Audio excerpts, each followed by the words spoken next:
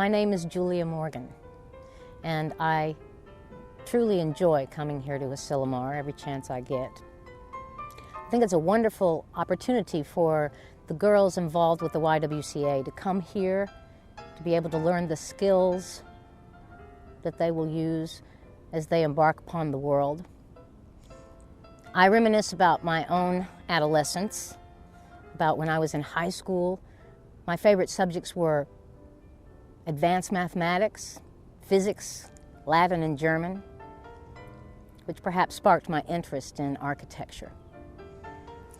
Like most girls, I took dancing and music lessons, but unlike most young women, I considered both medicine and music as careers before deciding upon architecture. I knew how rare women architects were and that it would be a difficult task. My cousin, an architect, suggested that I study civil engineering in preparation for a degree in architecture. Enrolled at the University of California at Berkeley, I learned about the structure of buildings, how to draft and how to calculate the qualities of structural elements such as beams and columns. It was there I first met Bernard Maybeck, an architect hired to teach descriptive geometry, who was to become my mentor. Maybeck sent many of his protégés to the École des Beaux-Arts in Paris, France. He urged me to go, despite the distance, the language barrier, and the knowledge that no woman had ever been admitted into the architectural school. But with his encouragement and a strong support from my family, I left for Paris 2 years after graduating college. Now, twice a year, several hundred men would take the entrance examinations for architecture, and usually only 40 or 50 applicants would pass. The examinations included problems in design, engineering, and the history of architecture. When I registered at the École and requested to take the examination, I was denied. I was told that the École admitted women into painting and sculpture, but not into architecture classes. I was determined to be given an opportunity, and so I began to study like a student of the École. Now, students of the École study in studios or ateliers with independent architects to instruct them. Maybeck recommended I join the studio of Marcel de Moncleur. As a newcomer, I had to assist the senior students by adding minor details and color to their drawings. Now, because I was a woman, the men around me were generally polite and considerate, but for that same reason, they did not take me seriously as an architect. Even Monsieur seemed astonished if I did anything showing the least intelligence. At last, over a year after I had arrived in Paris, I was allowed to take the entrance exams, but I was shut away by myself in a separate skylit room which was very hot. I made serious mistakes on the examination because I could not think in meters and did not pass. I failed a second time, not scoring high enough to be accepted. It became apparent that the École did not wish to encourage women in this career field. This fact merely brought out my stubborn streak. It was a mixture of dislike of giving up something attempted and the sense of it being a sort of test in a small way, which made it seem a thing that really had to be won. And so I took the exam a third time. I ranked 13th. The École takes the top 40. I had made it. I went on to become the first woman to receive the Certificat d'études in architecture. I returned home and began working with John Galen Howard on the University of California campus at Berkeley. My first work was the George Hurst Mining Building. After that, I supervised the construction and worked on the plans for the Greek amphitheater. Even though I quickly became an important member of Howard's staff, I nevertheless faced constant struggle because I was a woman. My male colleagues would not afford me the recognition I deserved, and I knew that I would not be satisfied until I opened my own office, especially after hearing a comment in which Howard had boasted that he had the best and most talented designer whom I have to pay almost nothing as it is a woman. So in 1903, I set up a drafting board in the carriage house of my family's home in Oakland, took the state architectural examination, and in 1904 became the first woman certified by the state of California as an architect. My practice began with a number of small houses for sorority sisters from college. My first large commission was the Mills College Campanile Tower.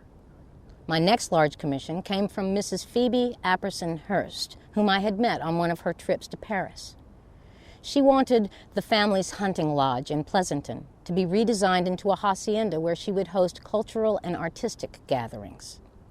It was my acquaintance and professional association with Mrs. Hurst that first brought me to this area in the autumn of 1912.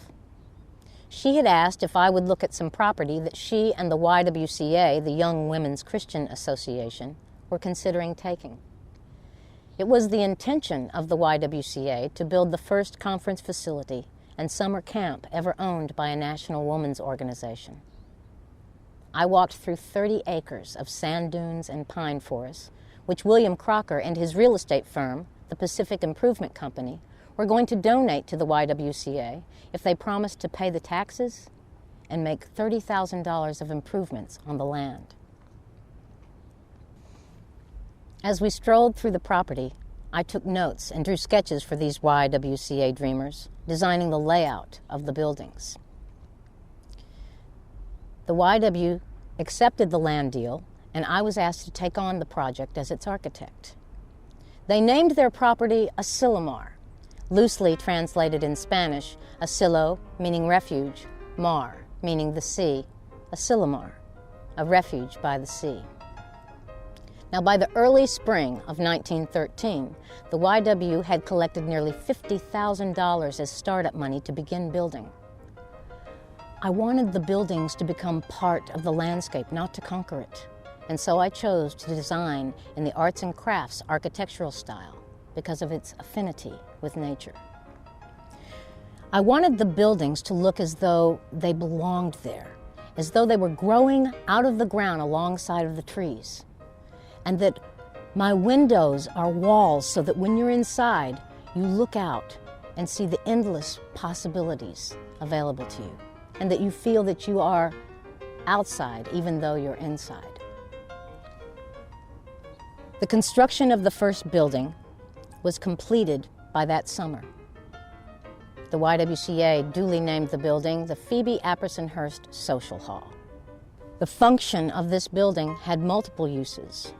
It was to be an administration building, a gathering place, and classrooms where the young women who came here would learn the skills that they needed.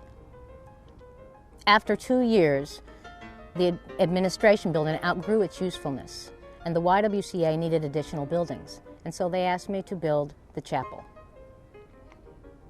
Carrying on the theme of stone, concrete, and redwood, the chapel's beauty integrates into the landscape. Windows surround the chapel, providing natural light into the interior at all times of the day. The interior folding partitions allow the building to serve multiple uses by closing off certain areas. The wood floor is built on a slight slant, offering the visitor in the room a sense of sitting on the side of a sand dune. King post trusses give the building spaciousness and leads the eye up to the balcony and westerly to the view of the sand dunes through the large picture window. Outside, the open porch areas have the same space dimension of the windows that occupy the building. It was my plan to build 16 structures on the conference grounds, from the stone pillars which greet you as you enter the conference grounds, to the administration building, to the tent houses to house the girls who came to camp, to the staff cabin affectionately known as Stuck-Up Inn, to the great hall, Merrill Hall, dedicated to the first director in camp. I designed the most important buildings centered around a campus circle: the administration building, the chapel, and the dining facility, which was originally a circus tent donated to the YWCA by Mrs. Hurst. Each building has its own story and is designed to allow light to filter in and lighten and highlight the architectural features of the building. Perhaps the struggles I have encountered and overcome are my contribution to the women of this world. The struggles gave way to opportunity and hopefully they are my contribution to the world of architecture. I design with the intent that my work will speak for itself.